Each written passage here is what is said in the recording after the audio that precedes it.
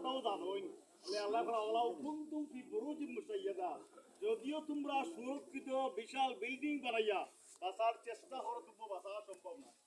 অতএব আমরা সবাই মৃত্যুবরণ করতেইব। আল্লাহ রাস্তায় আপনাদের সকলের কাছে আকুল আবেদন একটা কথা, আমি তার নাম আকুল জানের চার মেয়ে ছেলে আর এক মেয়ে, আমি জামান। আমি আল্লাহ রাস্তা আপনার সকলের কাছে আপনার পায়ে ধরে আকুল আবেদন করলাম, আল্লাহ তাআলার হাত ধরে দোয়া করবা। তাই অত্যন্ত আপনি দেখা পাতো না, এই 21-22 বছর হয়েছি নামাজি ইসলাম পর্দান ছিল আপনার আমার বাহাত গেলেও বাইরে কোনো মানুষ আইলে পর্দান বাইরে কথা কইতা বাইরেটা। আর মৃত্যু তো সবই হইবই। আল্লাহ একবার দিয়েছিল আজরাইল ইসলামে, ও আজরাইল কোনদিন তার সঙ্গে আর খবর করো, কোনদিন কষ্ট হয়েছিল। আল্লাহ আজরাইল ইসলাম আসি আল্লাহ কই, আল্লাহ আপনি আমার হুকুম করেন আমি যান কবজ করি, আর আল্লাহ আপনি আমার করা আমার কোনো কষ্ট হয়েছিল। আল্লাহ আমি সব কিছু জানো। আল্লাহ ভাই না আওয়াজ আমি তোমার মুক্তি জানতাম সালাম যে কোনো কষ্ট হয়েছে তোমার। জিবরাইল সালাম কইলা, ইয়া আল্লাহ একটা মরণ হতে আমার কষ্ট হয়েছে বলে কি মহিলার সাগরের মধ্যে রাত 3টা বাজে আমার আদেশ করছেন আপনি ও মহিলার আমি দান কবজ করতাম। আল্লাহ আমি ওই সময় দান কবজ করছি, ওই সময় কষ্ট হয়েছে মহিলা দান কবজ করতে। তাইলে বোঝা গেল এক ঘন্টাতে বোঝা গেল যে আমরা জেনেই থাকি না কেন আমরা যদি বাঁচার চেষ্টা করি বাঁচা সম্ভব না, মতেই হইব। আমরা সকল আমরা ইমানদার অবশ্যই আমরা 5 ওয়াক্ত নামাজ আল্লাহ রাস্তায় 5 ওয়াক্ত নামাজ পড়ি জান। আমরা মনে করি যে বরহান আল্লাহ শরীফের নামাজ পড়ে আমাদের বললে কিছু পদ্ধতি আছে আবার এগুলো শুদ্ধ করবা। 5 ওয়াক্ত নামাজ দিন স্থিতিতে শান্তির নামাজ পড়ে চেষ্টা করবা। আর তার পরিবারের পক্ষ হইছে আমি আল্লাহ সালাম তার এলাকার ব্যবহার চলাফেরা করতে হইতে কথায় কাজে ব্যবহারে আপনারা মনে দুঃখ দিয়ে থাকেন কষ্ট দিয়ে থাকেন আল্লাহ তার মাফ করে দিবা। তার ছেলে আসুন স্বামী আসুন সবাই আসুন আল্লাহ খাস আমি দোয়া করবা।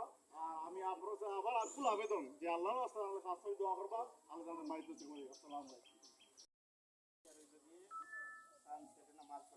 ইমাম সাহেব তো হক আছে, তার বাদে যেহেতু উপযুক্ত ছেলে আছে মতো অবস্থায় তার ছেলেও আছেন উপযুক্ত, তার দামান যিনি আলোচনা করছেন উনিও আছেন, তার বাইকনাও নজরুল মৌলানা নজরুল সাহেব আছেন, মোটামুটি তার আওলাদের মধ্যে অনেক ওলামায়ে কেরাম আছেন আলহামদুলিল্লাহ।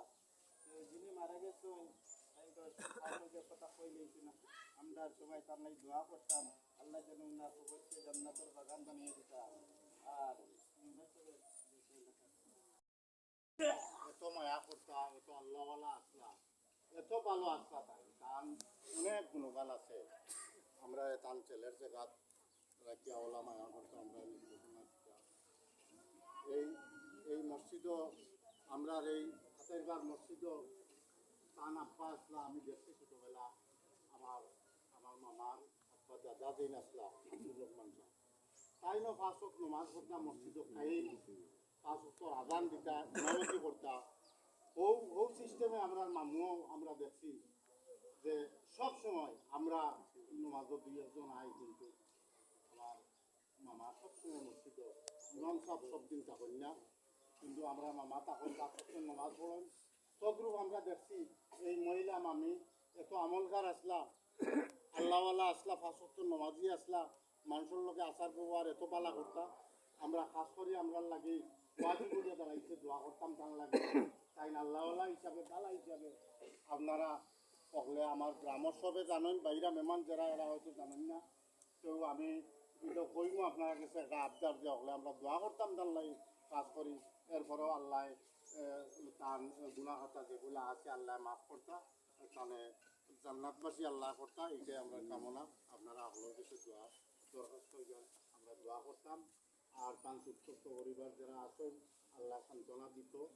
আসলে তানও এক ছেলে মৌলানা তাই হয়তো 2 কথা কইবা তার নাম যে 2 কথা কোয়া তাহলে কইবা।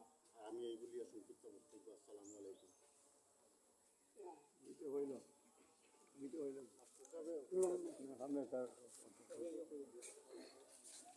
আসসালামু আলাইকুম ওয়া রাহমাতুল্লাহ। ইন্না লিল্লাহি ওয়া ইন্না ইলাইহি রাজিউন।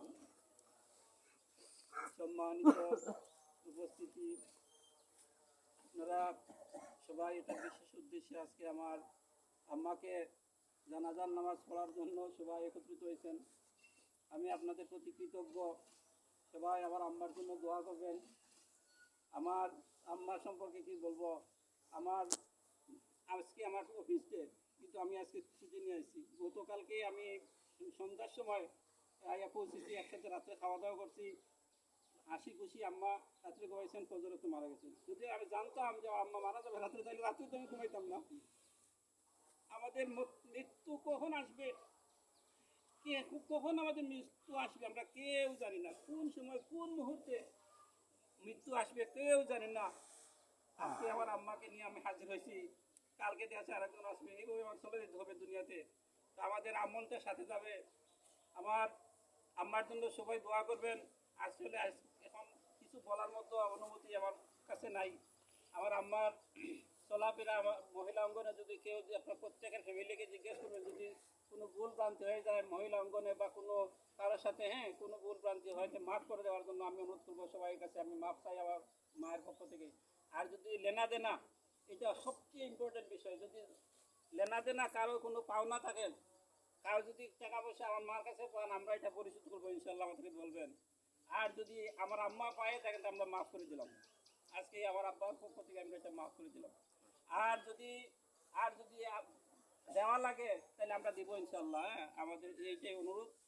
আর এখানে আমি কৃতজ্ঞ, অনেক দূর দূরান্ত থেকে, বড়লেখা থেকে, মৌলভীবাজার থেকে, আমার ঢাকা থেকে অনেক মেহমান আসছে, সবার প্রতি কৃতজ্ঞ। সবাই আমার জন্য দোয়া করবেন। এখন আর বেশি কিছু না বলে বিদায় নিচ্ছি। আসসালামু আলাইকুম ওয়া রাহমাতুল্লাহ। মানুষের শেষ নিঃশ্বাস।